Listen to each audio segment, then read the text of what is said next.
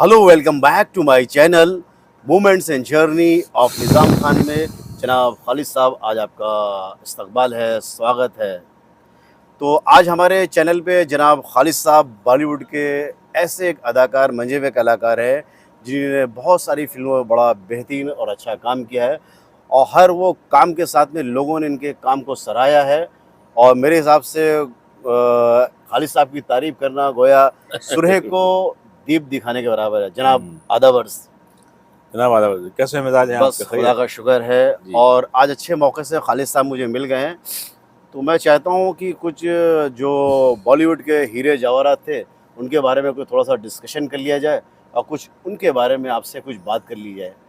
ज़रूर। तो आप रेडी हैं जनाब? जी जी, बिल्कुल मैं तैयार हूँ आपके सवालों के जवाब देने के लिए। तो दोस्तों मैं शुरुआत करता हूँ कुछ ऐसे डायरेक्टर, प्रोड्यूसर और कुछ ऐसे अदाकार जिन्होंने बॉलीवुड को थाम के रखा था, संभाल के रखा था और आज भी उनकी बनाई हुई चीज़ें और उनकी अदाकारी और उनके काम को और काम करने के अंदाज को लोग मानते हैं। वाह वाह वाह! ऐसा लगता है कि ये ख़त किताबत का दौर अभी भी ओह, बाकी है। देखिए दोस्तों, ये है उर्दू ज़बान की खूबी कि उर्दू ज़बान में आप जो चीज़ें बोल सकते हैं ना, वो हर ज़बान में हम ये नहीं कहना चाहेंगे कि हर ज़बान अच्छी, हर ज़बान अपने आप में मायने रखती है, लेकिन जब भी उर्दू ज़बान की बात आती है तो मिठास और शीरीनी नज़र आ जाती है। तो दोस्तों बॉलीवुड में बहुत सारा खालिद साहब ने काम किया है, किरदार किए हैं और ऐसे-ऐसे कामों को अंजाम दिया है और इतने सारे कैरेक्टर कर लिए हैं कि लोग इनके काम से वाकिफ़ हैं, इनके काम की तारीफ़ करते हैं और वाक़ई में आपकी तारीफ़ करना गोया सुरह को दीप दिखाने के बराबर है। बड़ा अच्छा लगा, खुशी हुई और मसरत हासिल हुई कि हमारे पास एक ऐसा नायाब हीरा आ गया कि मैं आज आपसे ज़िक्र करूँगा फ़िल्म मेकिंग के बेहतरीन प्रोड्यूसर और डायरेक्टर और जिन्होंने ऐसी फ़िल्म भी बनाई है कि लोग आज भी उस फ़िल्म को देखते हैं और उन्होंने जो आर्टिस्टों को जो सेलेक्ट किया था, वो आर्टिस्ट भी वाक़ई में नायाब थे। मैं बात करना चाहूँगा जनाब के आसिफ़ साहब की। ओहो, बड़े अजीम शख्स थे वो, और उनके ख़यालात बड़े खूबसूरत थे और बड़े ही जज्बाती, और एक ऐसे शख्स थे वो कि जो उनके जहन में आ जाता था उस पे वो फ़ौरन अमल करने की कोशिश करते थे, जो एक मिसाल आज भी हमारी फ़िल्म इंडस्ट्री में दी जाती है। तो आपने भई वो शख्सियत के बारे में मैंने सिर्फ़ उनका नाम लिया, तो उनकी आपने दास्तान शुरू कर दी। मैं आज आपकी ज़बानी से क्योंकि बॉलीवुड में बहुत अच्छा वक़्त दिया आपने और लोगों से आपके ताल्लुकात भी अच्छे हैं और लोग आपको एक अच्छे आर्टिस्ट की हैसियत से यहाँ पे लोग पहचानते हैं और जानते भी हैं। और मैंने भी बहुत सारा आपके साथ में काम किया है। हाँ भाई, हमने भी हाँ। मिल के कई फ़िल्मों में, कई सीरियलों में डायलॉग बोले हैं। आप और एक फ़िल्म की थी हमने, याद है आपको? हमने आपने मिलके एक साथ में की वो थी जॉन माधुरी इब्राहिम। दीक्षित, नहीं, जॉन इब्राहिम के साथ में जॉन गरम इब्राहिम, मसाला गरम मसाला में हम दोनों साथ और थे। वो बार के सीन के अंदर जो बड़ा अच्छा सीन था। जॉन इब्राहिम की जो धुलाई हुई और उस जी, वक़्त हम लोग का जो हम लोग तालमेल था। एक सेट पर और एक डायलॉग एक ही सीन में थे। जॉन इब्राहिम और वो अक्षय कुमार वगैरह उसमें थे। हाँ, हाँ। और एक फ़िल्म और हमने की थी कि माधुरी दीक्षित, इरफान खान थे उसमें। जी, यशराज हाँ। की पिक्चर थी वो, जी। नाच नाचे में नहीं, ना ऐसे कुछ था, अच्छा-सा नाम था। आजा नचले। आजा नचले। आजा नचले, नचली है। ऐसा कुछ था। हाँ, जी, हाँ। आजा नच जी, हाँ, याद आ आजा गया। नचले, ऐसा कुछ था वो। तो खालिद साहब ये तो ख़ैर अपनी बातें हैं जी, और जी। होती रहेंगी। तो मैं चाहूँगा कि जनाब के आसिफ़ के बारे में साहब के बारे में कुछ ऐसी बात बताइए, उनका डायरेक्शन और उन्होंने जो मुग़ल-ए-आज़म फ़िल्म बनाई थी और कुछ ऐसी बात जो पूरे वर्ल्ड को नहीं मालूम है, वो सामने ज़रा मेरे यूट्यूब चैनल के ज़रिए जो है लोगों को बताइए। जी, ज़रूर, मैं कुछ आपके सामने आपके सवालातों के जवाब देने के लिए मैं तैयार हूँ।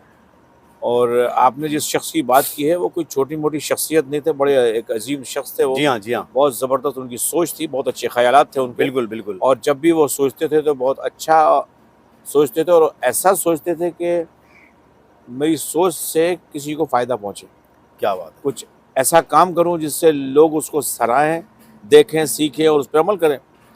तो इसी तरह का एक वाक़या है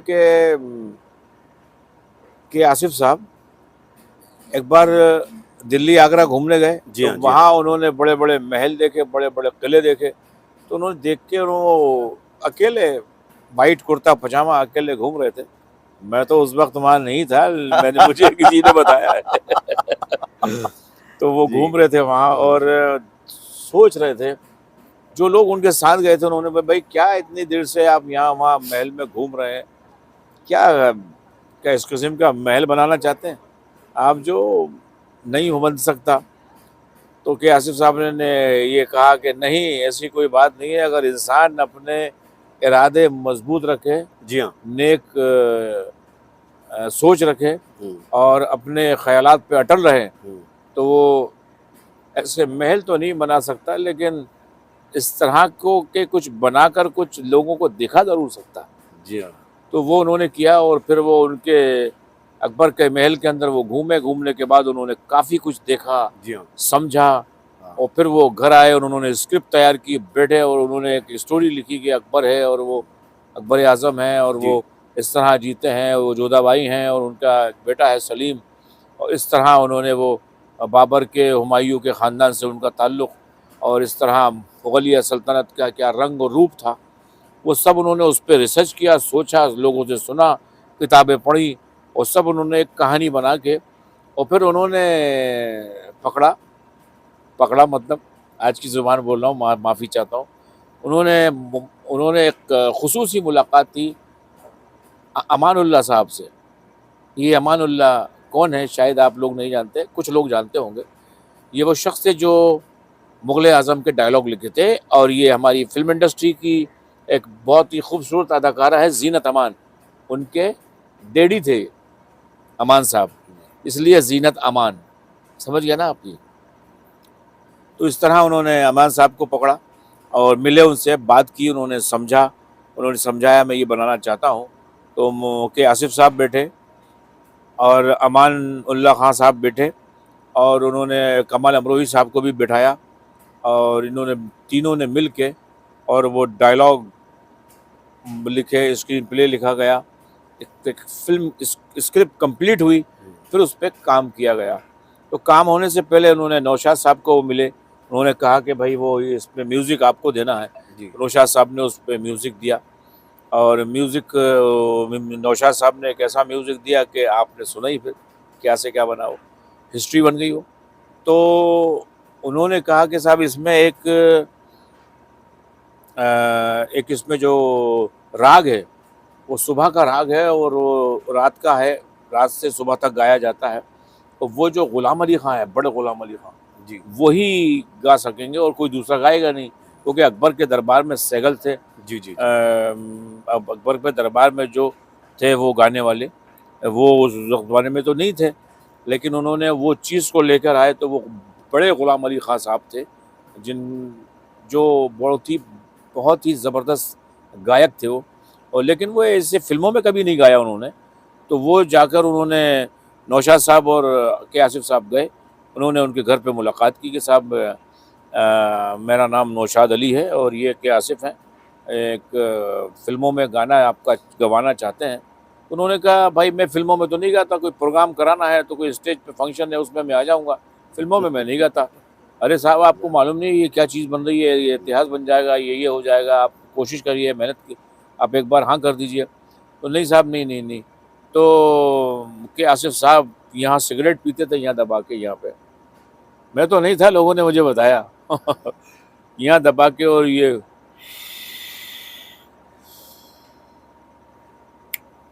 गुलाम साहब गाना तो आप ही गाएँगे। ये जो राग है अकबर के दरबार का, ये आप ही गाएँगे, कोई दूसरा नहीं गाएगा। क्या बात है! इस तरह जो कहा तो गुलाम अली साहब खां थोड़े डर गए, थोड़े अजीब से खौफ खाया उन्होंने। वो नौशाद साहब से कहा कि ज़रा आप इधर आइए, उनको लेके गए उधर। अरे भाई ये कैसा आदमी है, ये क्या काम कराने आया, धमकी देने आया, क्या कर रहा है ये? मैं नहीं करता ऐसे काम। तो कहने लगे साहब मैं क्या करूँ, नौशाद साहब मैं क्या कर सकता हूँ, आप तो खुद ही बात कर लीजिए उनसे। तो कहले सुनो नौशाद मियाँ, मैं इनको इतनी कीमत बता देता हूँ, ये इतनी कीमत सुन के ही चले जाएँगे। तो वो बड़ा सस्ता ज़माना था, हर 1 रुपए की भी बहुत बड़ी कीमत थी। जी तो वो उनका ठीक है साहब बता दीजिए। वो वहाँ से आए कि आसिफ के पास, वहीं पास में थे, उधर गए थे, उठ के इधर आ गए वापस, जी हाँ। बैठे। उन्होंने कहा कि भाई देखो मैं तुम्हारा काम कर दूंगा, तुम मुझे 25,000 रुपये दे देना, मैं तुम्हारा काम कर देता हूँ। ये सोच के उन्होंने कहा कि मैं इतनी बड़ी रकम बता रहा हूँ, 25,000 कहाँ से देगा ये आदमी, चला जाएगा सुन के। जी हाँ, जी हाँ, जी। तो कह भाई 25,000 मुझे आसिफ मियाँ दे दो, मैं आपका काम कर देता हूँ। तो उन्होंने जेब में हाथ डाला कि आसिफ ने 10,000 की गड्डी उनके हाथ में रखी, कह ये रहे आपके पेज की, बाकी 15,000 मैं आपको बम्बई में आके दूंगा, ये लीजिए, बम्बई में आ जाइए जब रिकॉर्ड करें। ओहो तो उस आदमी ने पैसे की कीमत नहीं देखी, उस आदमी ने सिर्फ उनकी कला और उनकी जो कारीगरी और जो उनके अंदर ऊपर वाले ने जो सलाहियत दी थी उसको इस्तेमाल करके लोगों के सामने लाना चाहते थे। और वो राग उस फिल्म का इतिहास बन गया, हिस्ट्री बन गई, और आज भी लोग याद करते हैं मुगल आजम। तो वो राग क्या था? उसकी एक लाइन तो बताइए, पब्लिक को मालूम तो पड़ना चाहिए। वो राग था, लाइन तो नहीं है, राग था वो। और जो रात का वक्त है, और जब वो दिलीप साहब मधुबाला को, और जो अनारकली जो थी वो लेटी हुई हैं, और दिलीप साहब के हाथ में एक पर है, पर, और दिलीप साहब शहंशाह सलीम, पर ये और वो कहीं मोर का पर तो नहीं? नहीं नहीं, यही मैं बताना चाह रहा था। ये आपने बहुत अच्छा सवाल किया जी, जी। निज़ाम मियाँ, निज़ाम साहब, आपने काबिल तारीफ है, आपने मुझे रोका जगह पे। वो कई लोगों को नहीं मालूम है, मालूम है लोगों को, लेकिन सबको नहीं मालूम कि वो पर जो है वो मोर का पर नहीं है, वो जो दिलीप साहब के हाथ में है और मधुबाला के चेहरे पे वो जो घुमा रहे हैं, तो वो सुरखाब का पर है। किसका? सुरखाब। सुरखाब। सुरखाब, जिस तरह मोर होता है, जैसे सुरखाब होता है, लोग जानते हैं। दोस्तों मैं एक बात बताना चाहूँगा, ये तो मैंने मोर का इसलिए बोला था कि मुझे भी इसका इल्म नहीं था, ध्यान नहीं था, लेकिन सुरखाब एक पंछी है जो दिखता उस जैसा ही है, लेकिन थोड़ा बहुत फ़र्क है उसके अंदर। तो इस तरह वो उन्होंने पूरा किया, और वो बड़ी अच्छी चीज़ थी, बड़ी अच्छी चीज़ थी वो, बहुत खूबसूरत उन्होंने गाया। वो मुझे कुछ याद तो नहीं है, वो मैंने उसको बखूबी सुना नहीं है, लेकिन वो बस कुछ ऐसा था कि वो उनके गालों पे दिलीप साहब उनके गालों पर फेर रहे हैं वो सुरखाब का पर। उधर बैकग्राउंड में जो गाना आवाज़ आ रही है,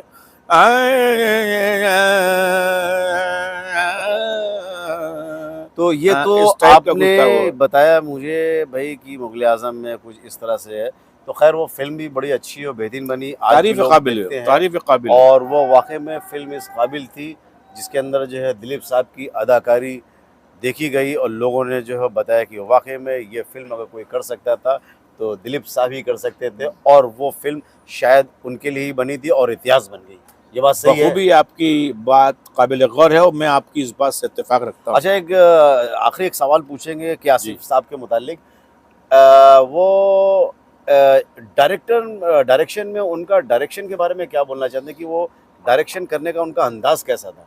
डायरेक्शन तो उनको कोई ख़ास नहीं था, लेकिन क्या था, उनके अंदर एक चीज़ थी, वो उस चीज़ को, सब्जेक्ट को घोंट के पी गए थे पूरा। इस तरह उन्होंने उस स्क्रिप्ट को पढ़ा, इस तरह उस पर रिसर्च किया, उस तरह उस पर उन्होंने डूबे, ऐसे डूबे कि उन्होंने मुकम्मल मुग़ल आज़म बनाई, और बेहतरीन बनी। जो स्क्रिप्ट में था उससे बेहतर तो डायरेक्शन उन्होंने दोस्तों दिया।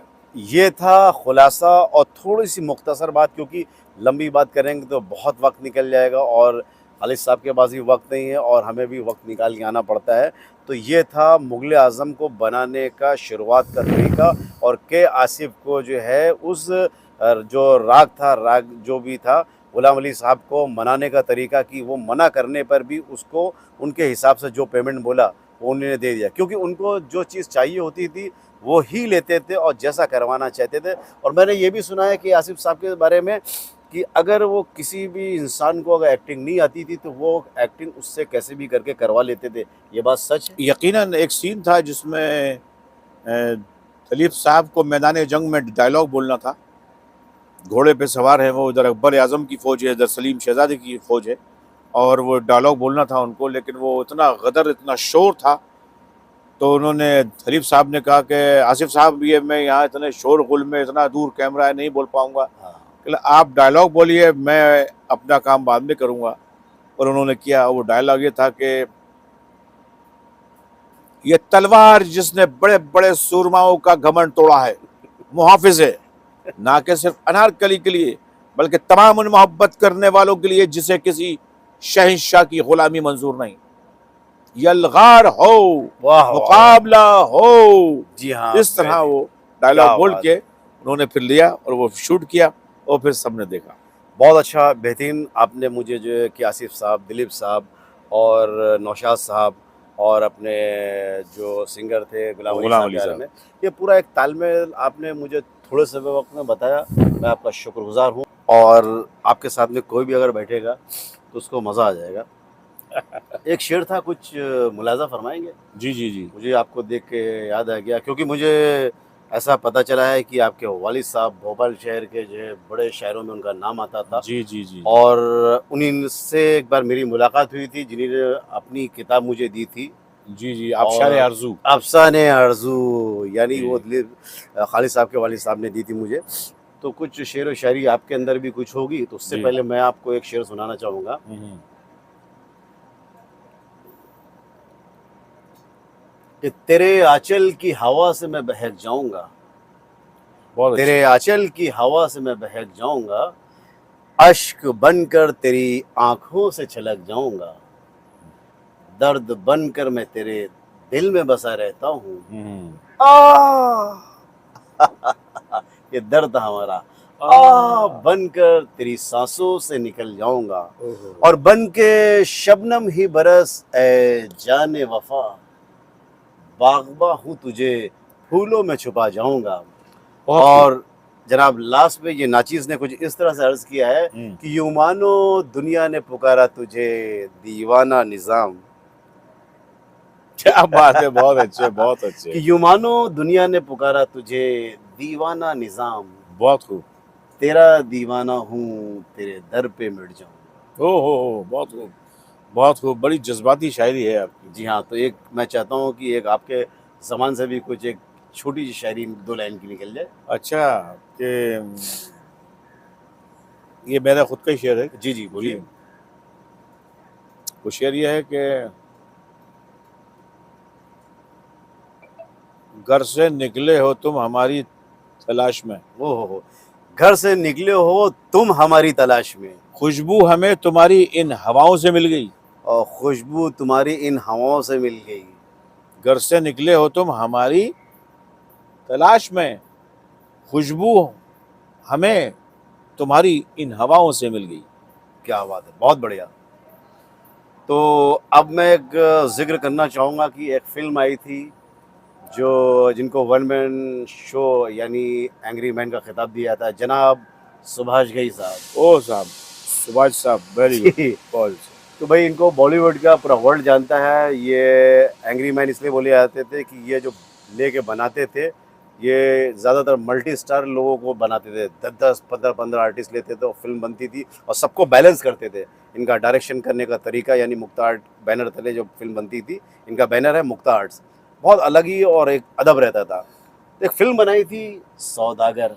ओहो ओहो, जबरदस्त फिल्म थी वो, जबरदस्त। तो मैं ये चाहता हूँ कि भाई इसमें सिर्फ 3 ही चीज़ों पे अगर रोशनी डाल दें और फिर पब्लिक तक वो कैसे पहुँची और उसके बारे में बता दें, तो मज़ा आ जाएगा। पहले तो हमने सुना है कि भाई सुभाष घई ने ये पिक्चर जो बनाई सौदागर, बड़ी ही मशक्क़त और मेहनत और रातों की नींद ख़राब कर के बनाना पड़ी, क्योंकि बहुत मेहनत करना पड़ी थी, क्योंकि उसके अंदर 2 ऐसे दिग्गज कलाकार थे जो अपने आप में मिसाल रखते थे। जनाब यूसुफ साहब, जिनको फ़िल्म इंडस्ट्री कहती है, जनाब दिलीप कुमार साहब, जिनकी आप हूबहू शक्ल है जनाब। और दूसरे अपने जो थे जनाब, उनका नाम है, क्या नाम था राजकुमार जनाब? साहब। राजकुमार साहब। जी। जी हाँ, वो राजकुमार साहब आपकी ज़बान से इसलिए बुलवाना चाहता था कि भाई उनका कुछ आप भी तो ज़िक्र कीजिए। तो ये हो गए 3 किरदार, सुभाष घई साहब, दिलीप साहब और राजकुमार साहब। ये फ़िल्म कैसे बनी, क्या दिक्कतें आई और दोनों में आर्टिस्टों में क्या तालमेल था, और फिर वो जब पब्लिक ने देखी तो वो उनको देखने के बाद क्या लगा कि फ़िल्म एक बनी थी या कई फ़िल्में बन गई थी? ये फिल्म जब बनाने के लिए मुख्तसर से इन्होंने बताइए तैयार ताकि लोग खुश हो जी, जाएँ। तो देखा उन्होंने, तो सोचा स्क्रिप्ट लेके, तो बड़ा मुश्किल रहा वो कि भाई किसकी ले लिया आपने, ये दो इतनी बड़ी बड़ी आपने तोप हैं दोनों और इंडस्ट्री के शेर हैं, ये कैसे तरह तोप है, देखिए मतलब बहुत काम बड़ी बात आएंगे बोल दी। और ये कैसे काम करेंगे, आप कैसे इनको संभाल पाएंगे कि कब कब फिल्म बनेगी, ये मामला तो बहुत उन्होंने कोशिश की, नहीं हो पाया। लेकिन उसकी वजह से उन्होंने बस कोशिश की, लेकिन वो काम हुआ और वो 3 फिल्में बनी हैं। 3 फिल्में जनाब? जी, 3 फिल्में बनी हैं। सुभाष घई साहब ने खुद ये बस बताया है अपने एक इंटरव्यू में। मैंने तो सौदागर एक सुनी है, जी, 3 कैसे आपने बनी? पब्लिक ने एक देखी है, लेकिन वो 3 सौदागर बनी है। तो भाई 3 के बारे में पब्लिक को बताइए। एक सौदागर जो बनी है वो दिलीप साहब को दिखाई, जहाँ दिलीप साहब का काम ज़्यादा है और दिलीप और राजकुमार साहब का ज़रा कम है। और दूसरी बनी तो राजकुमार साहब का काम ज़्यादा है, दिलीप साहब का काम कम है। मतलब बैलेंस नहीं बैठ पा रहा था। जी, और फिर तो दोनों को मिला के शूट करके उन्होंने डूब करके लिया। बड़ा खूबसूरत तो चश्मा है जी, भाई। तो उन्होंने फिर वो उसको तीसरी जो बनाई वो पब्लिक ने देखी, हिंदुस्तान के लिए बनी, क्योंकि वो दोनों ऐसे शेर थे कि वो कोई भी कमज़ोर नहीं साबित होना चाहता था। जी। एक पे एक सवार थे, यानी कि नेले पे देला थे। तो उन्हें चाहिए था कि वो मेरे सीन अच्छे हों, वो कहते थे मेरे सीन अच्छे हों। तो उनको संभालना सुभाष घई साहब को सुभाष घई साहब को सलूट है मेरा कि किस तरह उन्होंने ये 2 बब्बर शेरों से काम लिया और कितनी खूबसूरत चीज़ बना के हमें दिखाई है। हम ऐसे महान डायरेक्टर, प्रोड्यूसर, राइटर, एक्टर के लिए नमस्कार करते हैं, आदाब करते हैं। इस तरह के लोग बहुत कम हैं हमारी इंडस्ट्री में। क्या बात! देखिए, ये देखिए मुख्तसर से जो है एक सौदागर के बारे में जो आर्टिस्ट और प्रोड्यूसर और डायरेक्टर का तालमेल था, तो ये खालिद साहब के ज़रिए मैंने आपको बताया। दोस्तों, क्या है कि पुरानी चीज़ें लोगों को मालूम नहीं हो पाती है। कुछ लोग आज भी बैठे हुए हैं कि हमें कुछ पुराने ख़ज़ाने और ज़ख़ीरे के बारे में बताया गया। तो हर बार मैं कुछ नई चीज़ और नए बातों को लेके आता हूँ और कुछ ऐसी बातों को जो पब्लिक को नहीं मालूम है, तो वो हम आपको दिखाते हैं। तो मैं ये चाहता हूँ कि भाई उस फ़िल्म का एक बहुत मशहूर गाना था, उसकी एक लाइन जो है अपनी आवाज़ में आप गा के पब्लिक को बता दिए और गाने के बोल वो थे ये। इलू इलू इलू इलू, इमली ये का था एक गाना। और इमली एक का बूटा। जबरदस्त खूबसूरत 2 शेरों की बात हो रही है, तो वो शेरों का गाना गा दूं।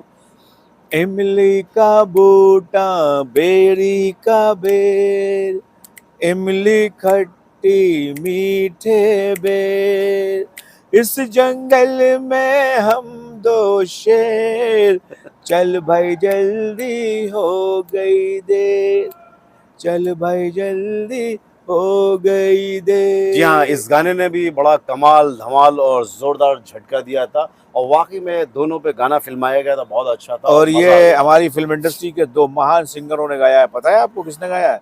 मोहम्मद अजीज, जो दिलीप साहब को प्लेबैक किया, और राजकुमार साहब की आवाज किसने गाई पता है आपको? सुदेश भोसले। जी हाँ। तो दोस्तों, मैं आपको ये बताना चाहूँगा कि आज हमारा जो कॉन्सेप्ट था वो आपको मैं कम शॉर्ट टाइम में मैंने बताया और बताने के बाद उसकी डिटेल बताई, क्या-क्या दुश्वारियाँ, दिक्कत आई, ये सारी चीज़ें आपको दोस्तों बड़ा मज़ा आ रहा होगा और ये जानकारियाँ जानने के बाद आपके पास कुछ चीज़ें जमा हो जाएँगी बॉलीवुड की। तो मैं एक बात मैं बोलना चाहूँगा जनाब, कि आज पब्लिक के सामने एक राज़ आपका है हमारे पास, मैं आपका राज़ बोलिए खोल दूँ?